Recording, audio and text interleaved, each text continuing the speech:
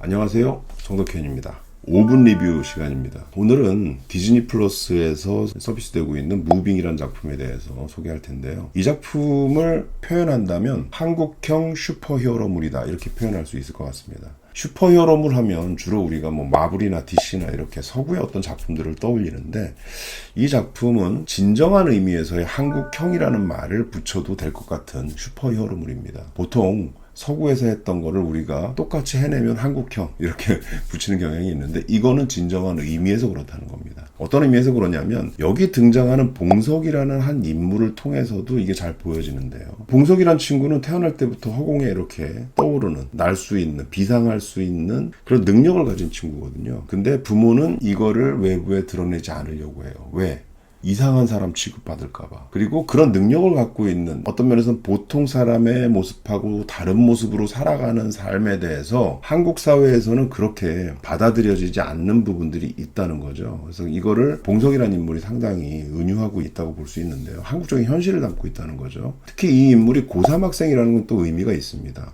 고3 학생들이 대부분 각자 갖고 있는 저마다의 가능성과 꿈과 이런 능력들이 있다고 보이는데, 지금 한국에서의 고3 학생들은 대부분 그런 것들을 잠시 접어둔 채 입시교육, 대학을 가기 위한 입시교육 안에서 똑같은 길을 걸어가거든요. 그런 의미에서 봉석이 자기의 초능력을 억누르고 감추고 그냥 지내는 이런 모습은, 사실은 한국 사회가 요구하는 어떤 틀이 있잖아요. 근데 그 틀 안에서 바깥으로 벗어나면 비정상으로 취급을 받거나 아니면 뭔가 소외될 수 있는 이런 상황을 이 인물을 통해서 잘 표현하고 있다고 보입니다. 그래서 이게 슈퍼히어로물이긴 하지만 저는 이게 꿈에 대한 이야기인 것 같아요. 젊은 친구가 뭔가 꿈을 갖고 있는데 그 꿈을 어느 순간부터 잃어버리기 시작하잖아요. 현실에 아주 시달리면서. 그래서 처음에는 조금 날 수 있었는데 점점점 날지 못하게 몸을 찌우고 살찌우고 거기에 굉장히 무거운 걸 들고 다니고 그러면서 아주 평범하게 살려고 굉장히 노력하는 그런 모습으로 변해가는 거죠.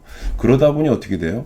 나는 능력 자체를 사실은 개발하지 못하고 그냥 잘 알지 못하는 그런 존재가 돼버리는 거죠. 물론 여기서 얘기가 끝날 거라고 보이지는 않습니다. 그래서 여기서 좀 더 확장이 돼서 이 봉석이라는 아이가 어떻게 마음껏 하늘을 날아다닐 수 있는가, 이 얘기는 사실은 지금 한국적인 현실 안에서 본인의 어떤 욕망이나 꿈이나 이런 것들이 억압되어 있는 아이들이 자기 꿈을 펼칠 수 있는가, 이런 이야기로도 확장될 수 있다고 볼 수 있겠죠. 그래서 이 이야기는 슈퍼히어로물을 표방하고 있지만, 이 능력을 갖고 있는 아이들을 어른들이 어떻게 생각하고 있거나 아니면 어떻게 활용하거나 하는 그 어른들의 세계와, 또 아이들은 아이들대로 본인들이 갖고 있는 무한한 가능성들이 있는데 이걸 펼치고 싶은 욕망, 이 두 가지가 부딪히는 이야기라고 볼 수 있어요. 그래서 이 봉석이라는 아이가 지금은 억눌려 있지만 나중에 자기 능력이 어쨌든 드러날 것이고, 그 드러난 능력에 대해서 국가기관에서는 이 능력을 활용하려고 하는, 이용하려고 하는 부분들이 있죠.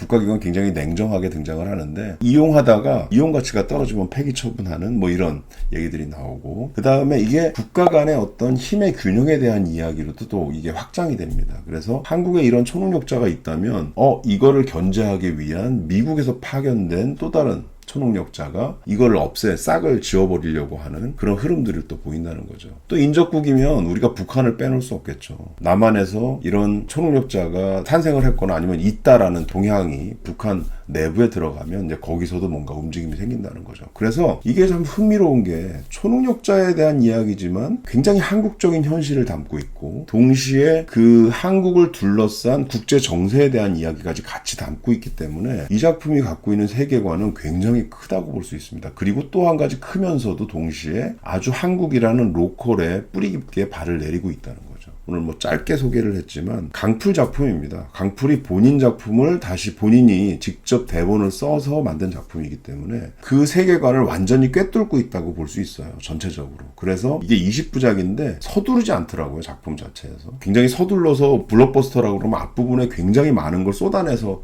비주얼적인 것들을 보여주려고 노력하잖아요. 근데 이 작품은 그렇지 않고 아주 차근차근히 이야기를 풀어나간다는 거죠.